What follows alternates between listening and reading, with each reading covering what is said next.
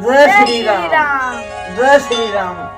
श्री रामचरितमानस प्रथम सोपान बालकांड। श्री तुलसीदास जी कहते हैं कि दक्ष ने सब मुनियों को बुला लिया और वे बड़ा यज्ञ करने लगे। जो देवता यज्ञ का भाग पाते हैं, दक्ष ने उन सबको आदर सहित निमंत्रित किया। किन्नर, नाग, सिद्ध, गंधर्व और सब देवता अपनी अपनी क्षत्रियों सहित चले। विष्णु, ब्राह्मण और महादेव जी को छोड़कर सभी देवता अपना अपना विमान सजाकर चले। श्री जी ने देखा अनेकों प्रकार के सुंदर विमान आकाश में चले जा रहे हैं। देव सुंदरियां मधुर गान कर रही है, जिन्हें सुनकर मुनियों का ध्यान छूट जाता है। श्री जी ने पूछा, तब शिव जी ने सब बातें बतलाई।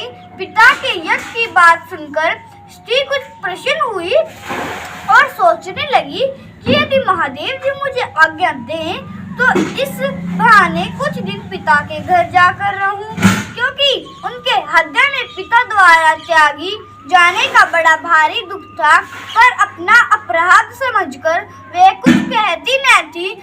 आखिर श्री जी भय, संकोच और प्रेम रस में सनी हुई मनोहर वाणी से बोली, हे प्रभु, मेरे पिता के घर बड़ा उत्सव है। यदि आपकी आज्ञा हो तो हे कृपाधाम, मैं आदर सहित उसे देखने जाऊं। शिव जी ने कहा, तुमने बात तो अच्छी कही, यह मेरे मन को भी पसंद आई, पर उन्होंने न्योता नहीं भेजा, यह अनुचित है। दक्ष ने अपने सब लड़कियों को बुलाया है, किंतु हमारे वैर के कारण उन्होंने तुमको भी बुला दिया। एक बार ब्राह्मण की सभा में हमसे अप्रसन्न हो गए थे, उसी से वे अब ही हमारा अपमान करते हैं। हे भवानी, जो तुम बिना बुलाए जाओगी तो न शीर्ष स्नेह ही रहेगा और न मान मर्यादा ही रहेगी। यद्यपि इसमें संदेह नहीं कि मित्र, स्वामी, पिता और गुरु के घर बिना बुलाए भी जाना चाहिए। यहाँ कोई विशेष विरोध मानता हो, उसके घर जाने से कल्याण नहीं होता। शिव जी ने बहुत प्रकार से समझाया, पर होनहारवश श्री के हृदय में बोध नहीं हुआ। फिर शिव जी ने कहा, यदि बिना बुलाए जाओगी तो हमारी। शिव जी ने बहुत प्रकार से समझाया, पर होनहारवश श्री के हृदय में बोध नहीं हुआ। फिर शिव जी ने कहा कि यदि बिना बुलाए जाओगी तो हमारी समझ में अच्छी बात न होगी। शिव जी ने बहुत प्रकार से कहकर देख लिया, किंतु जब श्री किसी प्रकार भी नहीं रुकी, तब त्रिपुरारी महादेव जी ने अपने मुख्य गुणों को साथ देकर उनको विदा कर दिया। भवानी जब पिता दक्ष के घर पहुंची, तब दक्ष के डर के मारे किसी ने उनकी आवभगत नहीं की। केवल एक माता भले ही आदर से मिली, बहन ने बहुत मुस्कुराती हुई मिली। दक्ष ने तो उनकी कुछ कुशल तक नहीं पूछी। श्री जी को देखकर उल्टे उनके सारे अंग जल उठे। तब स्त्री ने जाकर यज्ञ देखा तो वहां कहीं शिव जी का भाग दिखाई नहीं दिया। जब शिव जी ने जो कहा था वह उनकी समझ में आया। स्वामी का अपमान समझकर स्त्री का हृदय जल उठा। पिछला दुख उनके हृदय में उतना नहीं व्यापा था जितना महान दुख इस समय हुआ। यद्यपि जगत में उनके प्रकार के दारुण दुख हैं, तथापि जाति अपमान सबसे बढ़कर कठिन है। यह समझकर स्त्री जी को बड़ा क्रोध हो गया। माता ने उन्हें बहुत प्रकार से समझाया बुझाया, परंतु उनसे शिव जी का अपमान सहा नहीं गया। इससे उनके हृदय में कुछ भी प्रबोध नहीं हुआ। तब वे सारी सभा को हठपूर्वक डांटकर क्रोध भरे वचन बोली, हे सभासदों और सब मुनीश्वरों, सुनो।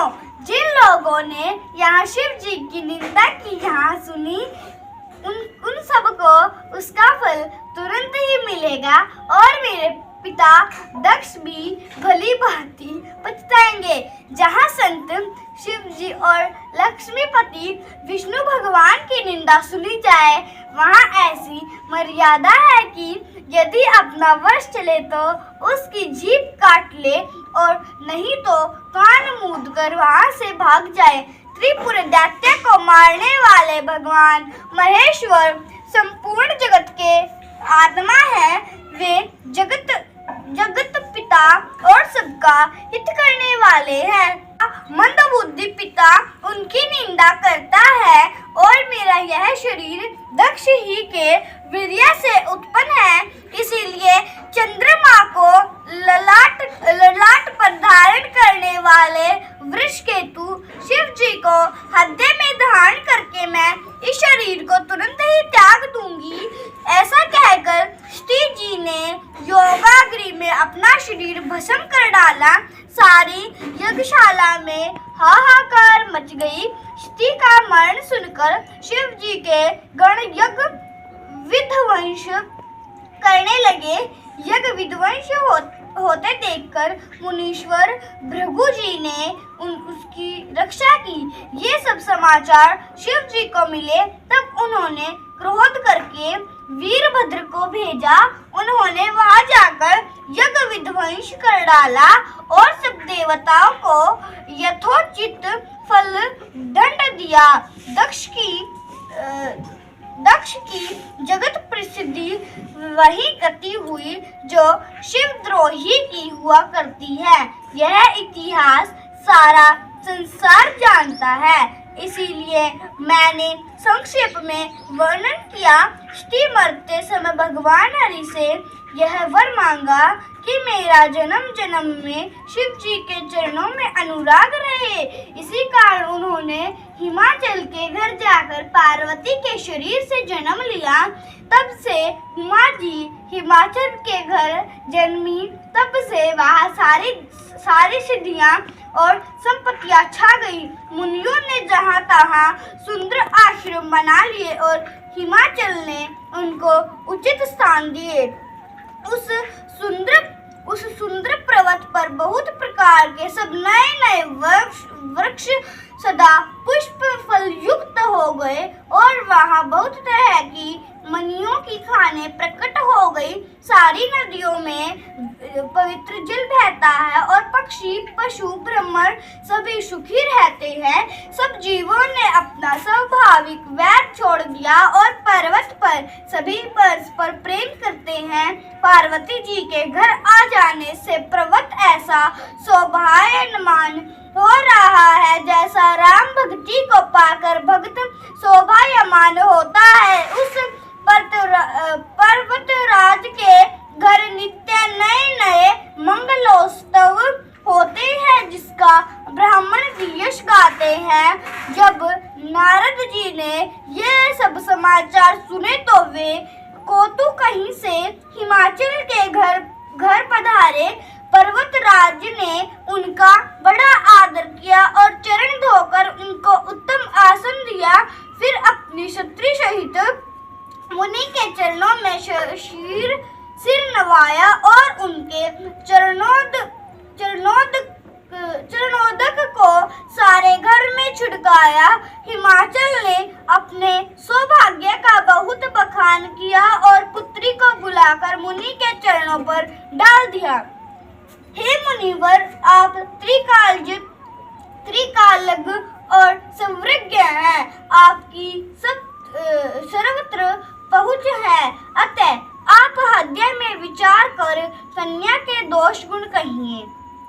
नारद मुनि ने हंसकर रहस्य युक्त कोमल वाणी से कहा, तुम्हारी कन्या सब गुणों की खान है। यह स्वभाव से ही सुंदर, सुशील और समझदार है। उमा अंबिका का और भवानी इसके नाम है। हे भगवान, अगर मुझसे पढ़ने में कोई गलती हुई हो तो मुझे माफ करें। रोजाना रामायण सुनने के लिए मोक्षित एंड मानवी चैनल को सब्सक्राइब करें। जय श्री राम।